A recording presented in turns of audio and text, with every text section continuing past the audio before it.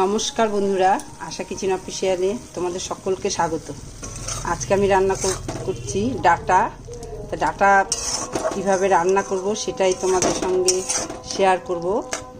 অনেক সময় অনেকগুলো ডাটা নিয়ে আসতে নষ্ট হয়ে যাবে, আর একবারে তো অত ডাটা খাওয়া যায় না। শুধু তো ডাটা দিয়ে একটা রেসিপি করলে বেশ ভালোই খাওয়া যায়, তাই তোমাদের সঙ্গে শেয়ার করব। তো চলো, ভিডিওটা স্কিপ না করে প্রথম থেকে শেষ পর্যন্ত দেখতে থাকো। আর তোমরা এই মুহূর্তে যারা আমার এই চ্যানেলে নতুন, তাদেরকে বলবো আমার চ্যানেলটা একটু সাবস্ক্রাইব করে দিতে, আর পাশে থাকা নোটিফিকেশন বেলটা প্রেস করে দিতে নতুন নতুন ভিডিও দেখার জন্য। আর যারা আমার চ্যানেল সাবস্ক্রাইব অলরেডি করে দিয়েছে তাদেরকে অনেক অনেক ধন্যবাদ। আর তাহলে চলো রান্নার ভিডিওটা শুরু করি। এখানে ডাটাগুলোকে পাতলা পাতলা ডাটা, এখানে ডাটা আমি সুন্দর করে কেটে ধুয়ে জলে ভিজিয়ে রেখেছি। এভাবে রাখলে ভালো হয়। তো যাই হোক, তাই ছোটো ছোটো ডাটা যখন নিয়ে আসে তখন তো ডাটাগুলো না রান্না করলে নষ্ট হয়ে যাবে।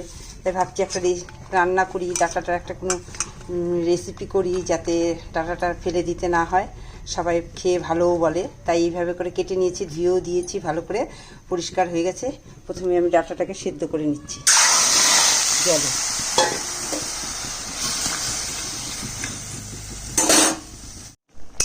সেদ্ধ হয়ে গেছে।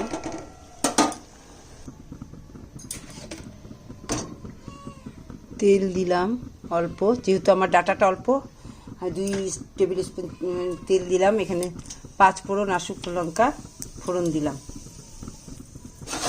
পেঁয়াজ বাটা দিচ্ছি 1 চামচ, রসুন বাটা 3-4টা কোয়া,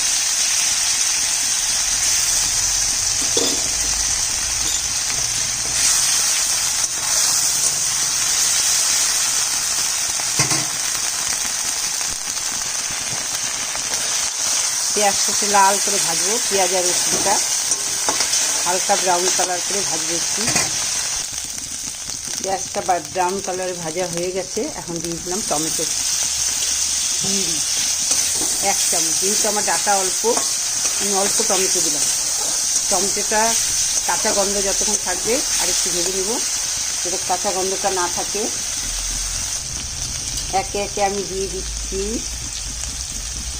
কাঁচা লঙ্কা, শুকনো লঙ্কা বাটা, একটু জিরা আর ধনে বাটা, আর একটু আদা বাটা, কেন কি আমার ডাটাটাই অল্প, তাই মশলাও আমি অল্পই দিচ্ছি।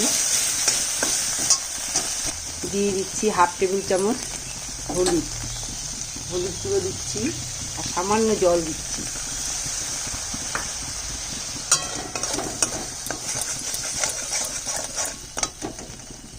মশলার গন্ধটা যতক্ষণ কাঁচা থাকবে তত সময় ভেজে নেব, যাতে মশলার গন্ধটা কাঁচা না থাকে।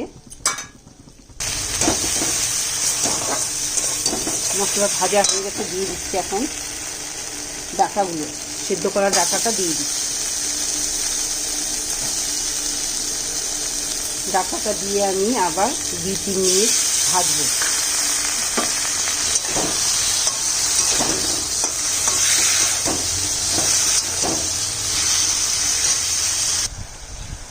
স্বাদ মতো নুনটা দিচ্ছি।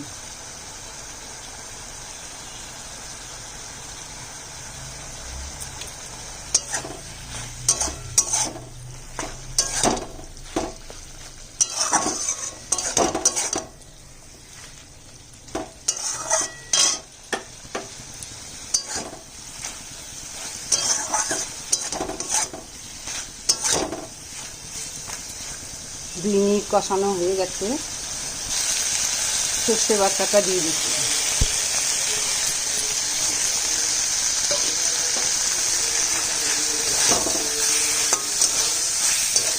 এখানে 1 চামচ সর্ষে আছে।